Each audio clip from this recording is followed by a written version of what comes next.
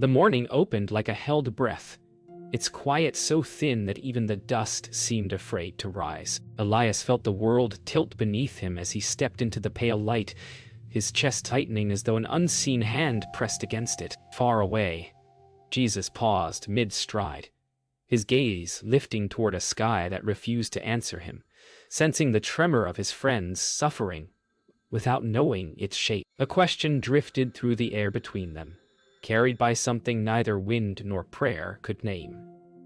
If love is strong enough to heal, why does destiny ask us to hold still? Elias collapsed, the earth rushing to catch him, and Jesus closed his eyes as if listening for a command that would not come. Somewhere between them, heaven hesitated, and in that silence the first crack of a miracle not yet born began to form. Shira ran until her breath scraped against her ribs, the early sun flashing across her eyes as she searched for Jesus among the quiet trees. She found him standing alone, his hands resting loosely at his sides as though he were holding a conversation with silence itself.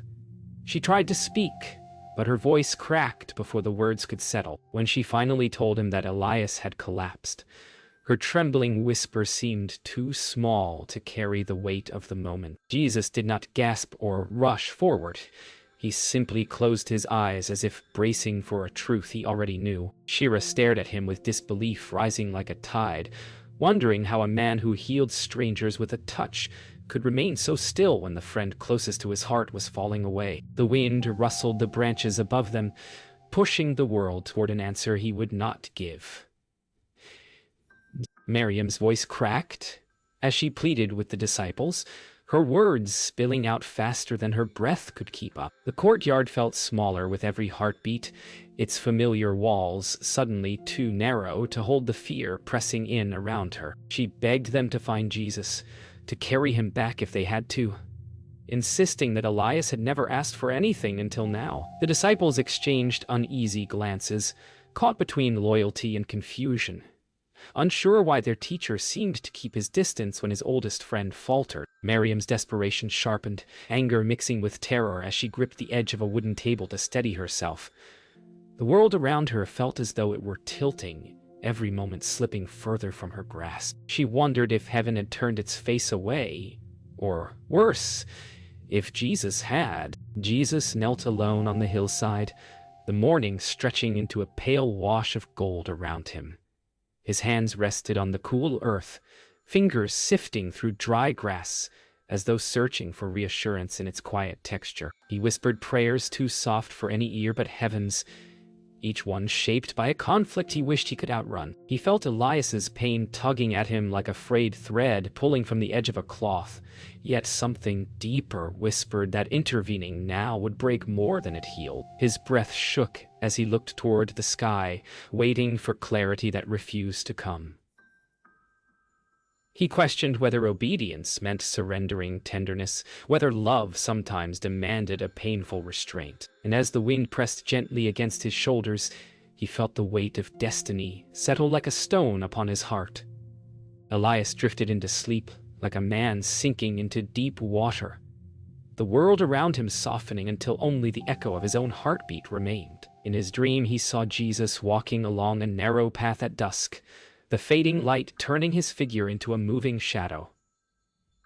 Elias called out, but his voice dissolved into the wind. Jesus did not turn. He kept walking, each step steady, almost sorrowful, as if he were moving toward a place where Elias could not follow. The dream carried a weight that pressed against Elias's chest, mixing longing with a quiet ache he could not name. He reached out, trying to catch even the edge of Jesus' cloak, but the distance between them widened with every breath. Before the darkness closed in, Elias felt a single tear slide down his cheek, not from fear, but from a question he could not escape.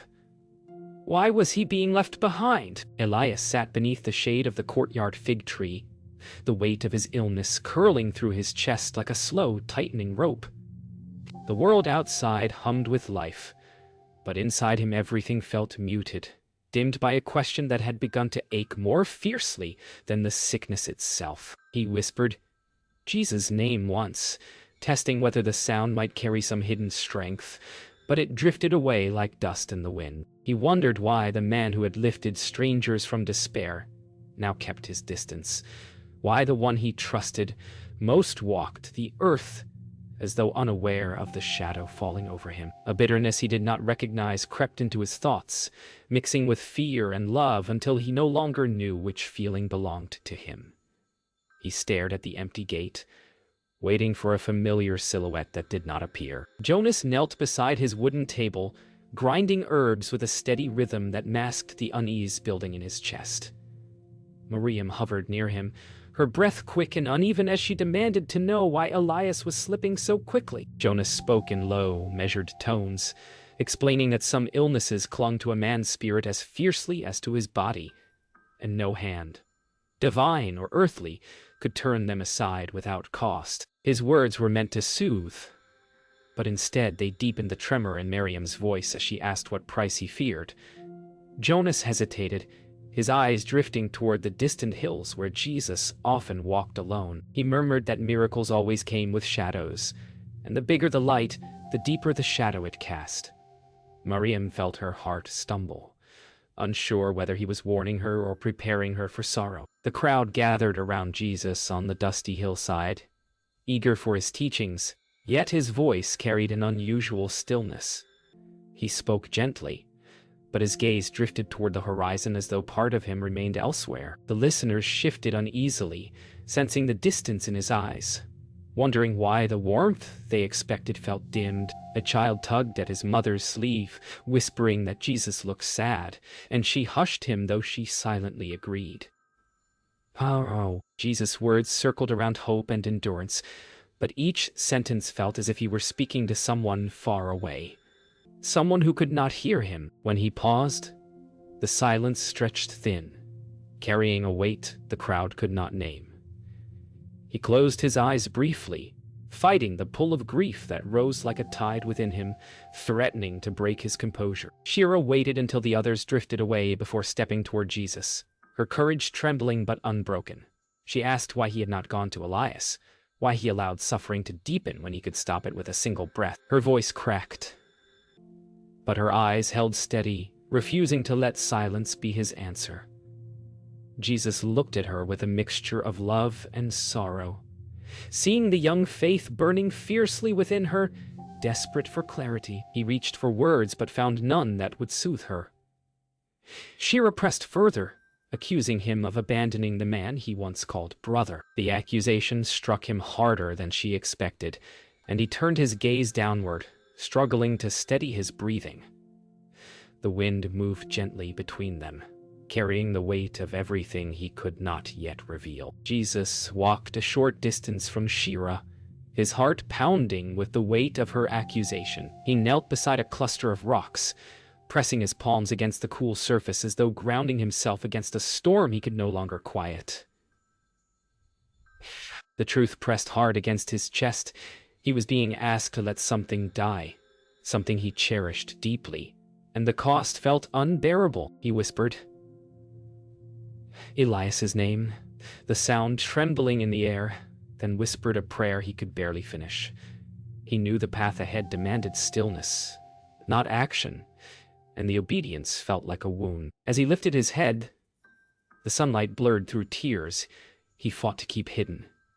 He wondered how love could require such silence, and whether Elias would ever understand the choice that tore him apart. Rumors moved through the village like smoke slipping under doorways, clinging to every whispered corner before anyone could sweep them away. People gathered in small clusters beneath rooftops and market awnings, speaking in low voices about Elias fading, while Jesus remained elsewhere. Some wondered if their healer had grown tired of mercy.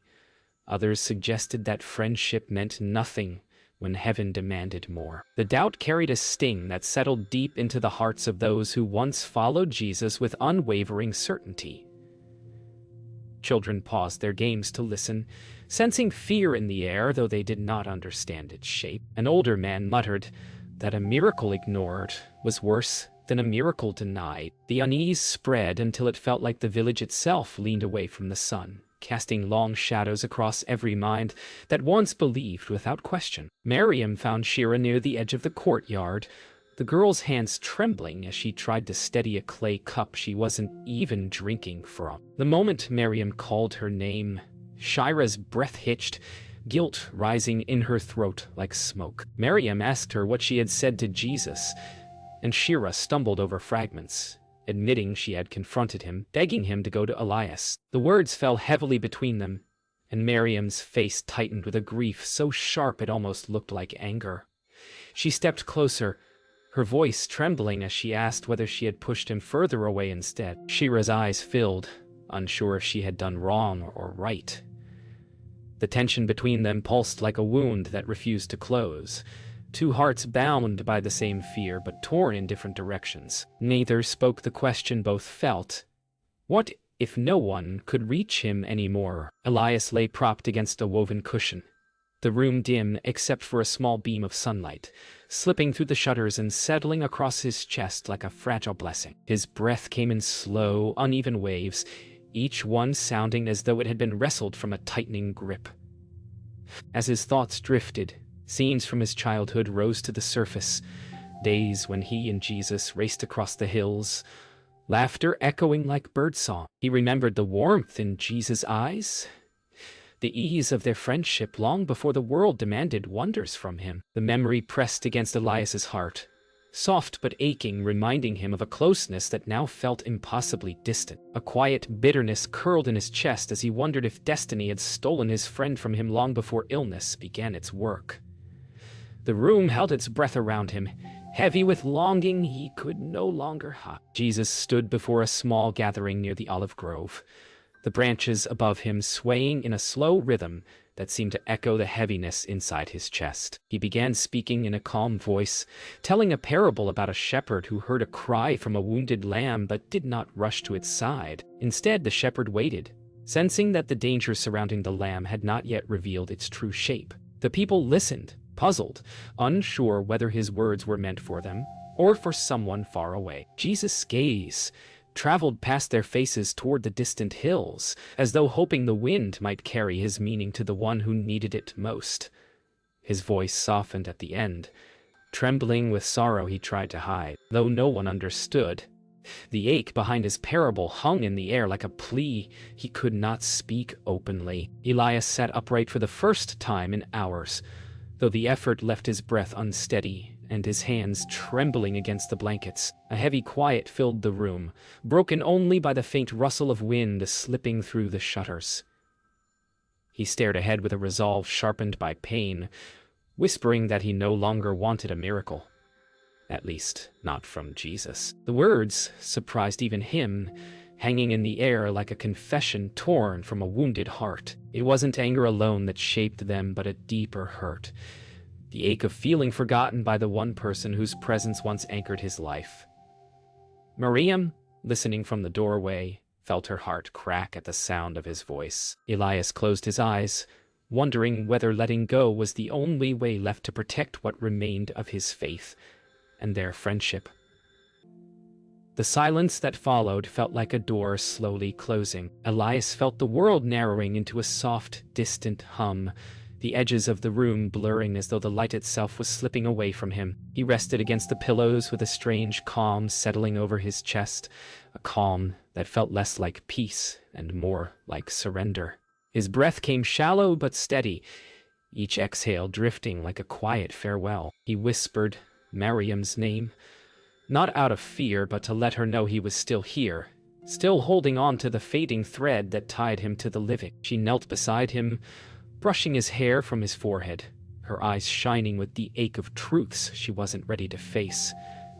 Elias felt the weight of his life gathering into a single fragile moment. He wondered if letting go was his final act of trust, or if he was simply too tired to wait for a miracle that no longer felt meant for him. Cassius stood at the shaded edge of the street, his armor catching the mute glow of the late afternoon sun as he watched the quiet movements around Elias's home. Something in the air felt heavier than usual, a tension he could neither name nor ignore.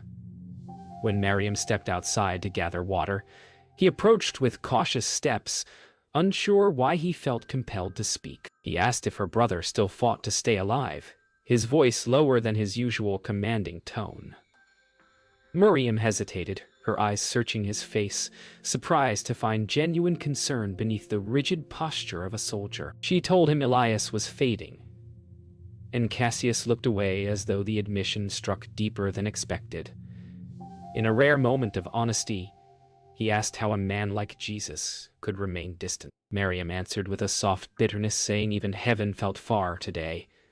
The words left them standing in a silence neither knew how to break. Shira knelt alone beside the small oil lamp in the corner of her room, its flickering light trembling across the clay walls like a heartbeat she could not steady. She tried to pray, whispering Elias's name as though it might tether him to the world for a little longer. But the words kept breaking apart, slipping from her shaking lips before they could form anything whole. She pressed her hands together harder, hoping the pressure would anchor her faith. Yet all she felt was the rising fear that her prayers were dissolving into the silence above her. Tears blurred her vision as she begged heaven not to look away, not now when the world felt so unbearably fragile. Her voice cracked, and she leaned forward, forehead touching the floor as the weight of helplessness washed over her. For the first time, she wondered if faith meant breaking open just to keep believing. Jesus paused on the ridge overlooking Bethany, the wind pressing gently against his cloak as though urging him forward. Yet he remained still. He felt Elias's life flickering like a distant candle struggling against the dark, each wavering moment echoing in his chest with a pull he longed to answer. His hands curled at his sides, not from anger, but from the unbearable tension of obedience, of holding back when every part of him yearned to go. The sky above seemed stretched thin, pale as a whisper, as if heaven itself was waiting for him to choose. He closed his eyes and felt the weight of the divine boundary pressing around him. A quiet barrier that was not cruel but unyielding. He whispered Elias's name, voicing a grief that trembled with helpless love. The air carried the fading rhythm of his friend's breath, and Jesus knew the moment was slipping beyond his reach. Elias's breaths had become thin threads, each one softer than the last, as though the world were gently loosening its hold on him. Miriam sat beside him, her fingers interlaced with his, whispering memories in a trembling voice, stories from their childhood. Small joys she hoped might anchor him a little longer. Elias listened, though his eyes drifted toward the ceiling where light shimmered faintly through the cracks, a glow that made the room feel strangely distant. He murmured Jesus' name, not in desperation but in longing. The sound fragile and almost weightless. Miriam leaned closer, tears tracing quiet paths down her cheeks, urging him to stay. But Elias felt a warmth spreading through him, not painful, not frightening, just final. His last breath slipped out like a soft surrender, and the room fell still. Miriam bowed her head against his chest, as though hoping her tears could call him back. Miriam stepped into the center of the village square with grief burning through her like a rising storm. Her voice broke as she called out Jesus' name, not in prayer but in accusation, the sound echoing off stone walls like a wound laid open. Villagers gathered quickly, their murmurs swelling as she declared that Elias had died while waiting for the man who healed strangers, but never came for the friend who loved him like a brother. Her words trembled between fury and heartbreak, each one sharpened by the weight of sleepless nights and fading hope. Some villagers shifted away uneasily.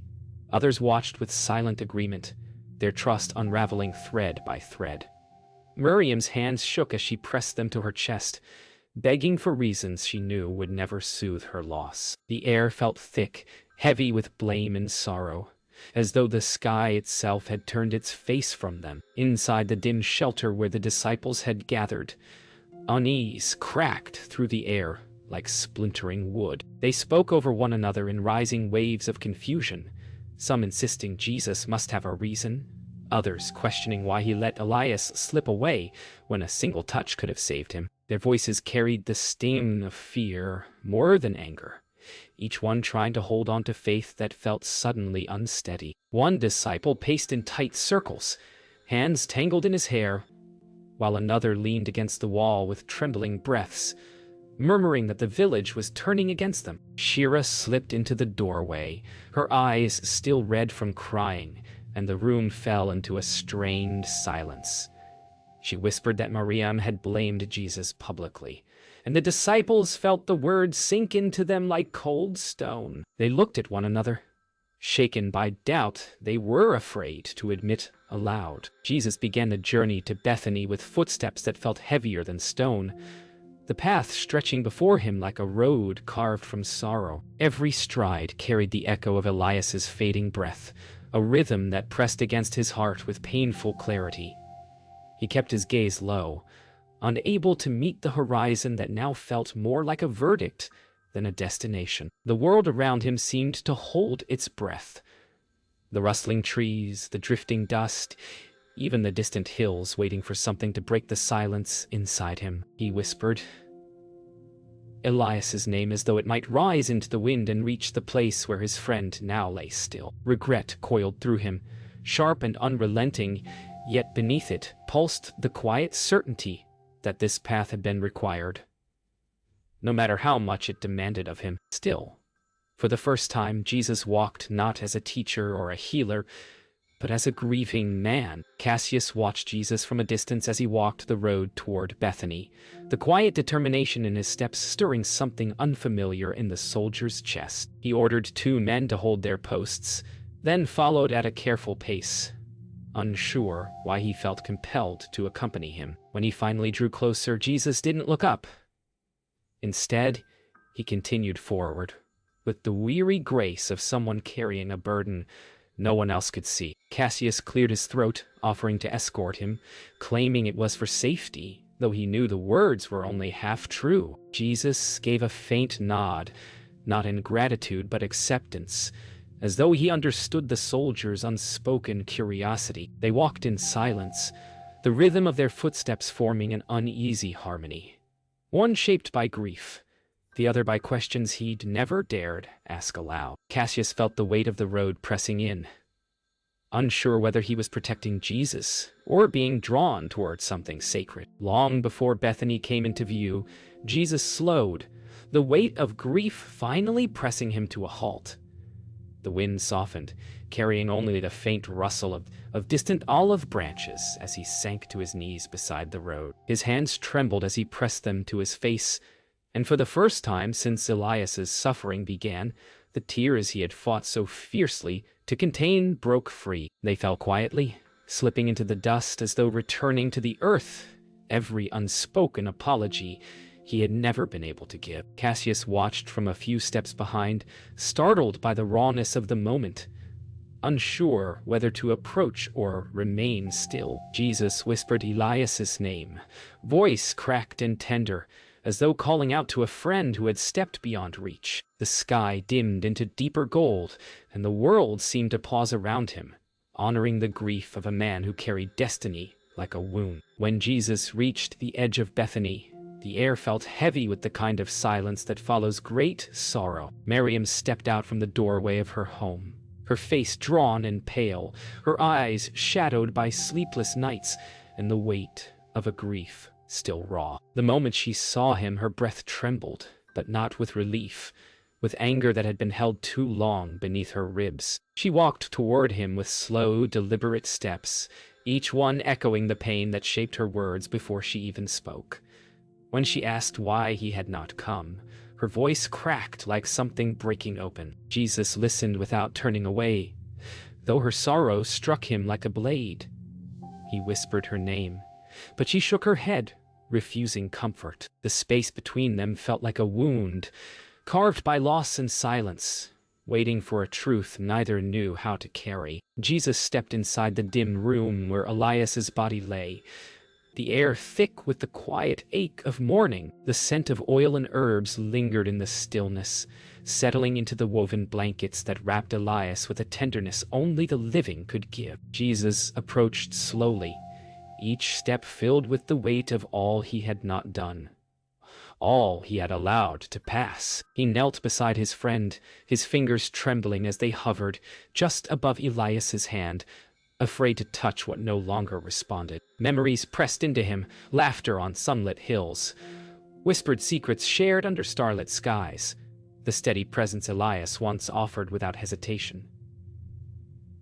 Jesus whispered his name, a sound shaped by grief, love, and apology. The silence that followed felt unbearably final, yet beneath it stirred something deeper, an unseen stirring that hinted the story was not yet finished. Shira stood at the threshold, afraid to enter yet unable to walk away, her breath unsteady, as she watched Jesus kneel beside Elias's still form. Something in the air felt different, as if the room itself were holding its breath, waiting.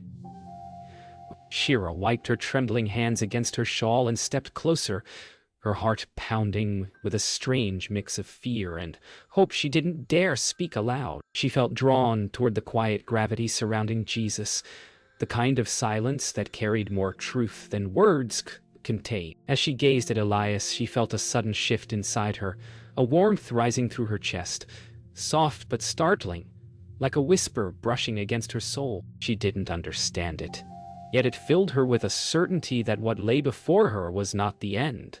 It felt as though heaven had bent low, brushing its hand against the edge of the moment. Jesus placed both hands gently upon Elias's still chest, his breath steadying as the room tightened around him like a held heartbeat. The silence deepened until it felt almost tangible, stretching from the clay walls to the trembling air above them. Jesus closed his eyes, drawing in a long, aching breath, and whispered a prayer shaped by love and a sorrow older than the moment itself. The words rose softly, carried by a warmth that shimmered through the room like a quiet tremor. Miriam gasped. Shira held her breath, and even the shadows seemed to lean closer, waiting. As Jesus lifted his face, something luminous stirred behind his eyes, a resolve sharpened by destiny and grief entwined. His voice steadied with a depth that seemed to echo beyond the earth as he called Elias by name. The sound traveled through the room like a pulse, awakening something unseen and impossibly alive beneath the stillness. The moment Jesus finished speaking Elias's name, the room shifted as if a great breath swept through its walls. The oil lamp flickered violently, its flame dancing higher, casting trembling streaks of gold across the clay floor. Miriam clutched the edge of the bed, fear and hope warring across her trembling lips. Shira stepped backward, her eyes wide with disbelief as the air thickened with warmth, swirling like invisible hands gathering around Elias. Jesus leaned closer, his own breath steady, as though bracing for the weight of heaven pressing downward. Then, like the first crack of dawn breaking through a night of endless sorrow, Elias's chest lifted. Not with the final shudder of death, but with a fragile, searching inhale. The room froze. A single gasp escaped Miriam's throat. Shira covered her mouth, and Jesus bowed his head, carrying the quiet awe of a miracle that rippled outward, shaking the unseen foundations between earth and heaven. Elias opened his eyes slowly, as though waking from a dream too heavy to shake off. Or worse, the room swam into focus in soft, wavering shapes, shadows, light, and then the trembling outline of Miriam leaning over him, with tears glistening on her cheeks. His chest ached, not with sickness, but with the strange weight of returning to a world he thought he had already left. He tried to speak, but only a fragile whisper escaped his lips, carried by breath that felt both familiar and new. Miriam gasped his name, her voice breaking with joy and disbelief. Shira hovered behind her, palms pressed to her mouth, eyes wide with awe. Elias searched the room until he found Jesus standing in the corner, his expression gentle but shadowed, as though he bore a joy wrapped in sorrow. Elias reached for him, unsure whether this was grace or something far more mysterious. When the room finally settled into quiet, Elias asked Miriam and Shira to leave him alone with Jesus. They hesitated, but something in his voice, gentle yet unshakably firm, made them step outside. Jesus moved closer, sitting beside the bed with the slow caution of a man walking toward a truth he had long feared. Elias studied him, searching his face for answers that did not come easily. His voice trembled as he asked the question that had lived inside his final days. Why Jesus had not come, why he had been left to die alone. Jesus lowered his gaze, the silence between them thick and aching. When he finally spoke, his voice carried both tenderness and sorrow, explaining that he had waited because something greater had been asked of him, something that required letting go rather than saving. Elias's eyes filled not with anger, but with a hurt far quieter and deeper, as though he were grieving the friend he thought he knew. Jesus lifted his gaze slowly, and Elias felt the weight carried in his eyes, an exhaustion that ran deeper than the miracle that had brought him back. Jesus spoke with a soft steadiness, explaining that some paths demanded suffering, not because heaven was cruel, but because the world was shaped by moments that tested the soul's deepest threads. He said he had seen a boundary he could not cross, a line drawn not by lack of love, but by destiny itself. Elias's breath tightened as he listened, torn between understanding and the lingering ache of abandonment. Jesus told him that his death had opened a door no earthly healing could have unlocked, that something in the timing of his passing would echo far beyond them both. Elias felt the truth pressing into him, sharp and gentle at once, leaving him humbled and shaken. Yet beneath it all rose a quiet question. Was this destiny's mercy or its cost? Shira stepped quietly back into the room after Jesus fell silent, her steps hesitant, as though afraid to disturb the fragile air between the two men. She looked at Elias, then at Jesus, sensing the depth of something she couldn't yet name, something heavier than grief and brighter than hope. She knelt beside the bed, her voice trembling as she confessed she had doubted, had feared that faith meant trusting only when things went well. But watching Elias awaken, seeing Jesus choose a painful path out of love rather than ease, shook something awake in her. She realized faith was not safety but surrender, not certainty but willingness. As she spoke, Elias watched her with softening eyes, and Jesus offered a faint, weary smile. In that quiet space, Shira felt a new steadiness rising inside her, a fragile courage shaped not by miracles, but by truth whispered in the cracks of suffering. The evening settled slowly over Bethany, painting the sky in soft bands of gold and violet, as Jesus stepped outside Elias's home. The world felt quieter now, as though the miracle had drained the last echoes of the day. Elias followed him to the doorway, leaning against the frame, his breath still fragile but steady. He called Jesus' name, his voice gentle, no longer demanding answers, but offering a silent gratitude shaped by everything he could not yet understand. Jesus turned with a faint, bittersweet smile, one touched by both love and distance. He told Elias to walk his new path with courage, that some bonds remained unbroken even when roads parted. Elias nodded, a softness in his eyes that carried forgiveness and ache intertwined. Jesus stepped away, the shadows gathering around his feet as he walked toward the hills. None of them knew it, but this was their last moment together, held gently between fading light and rising destiny.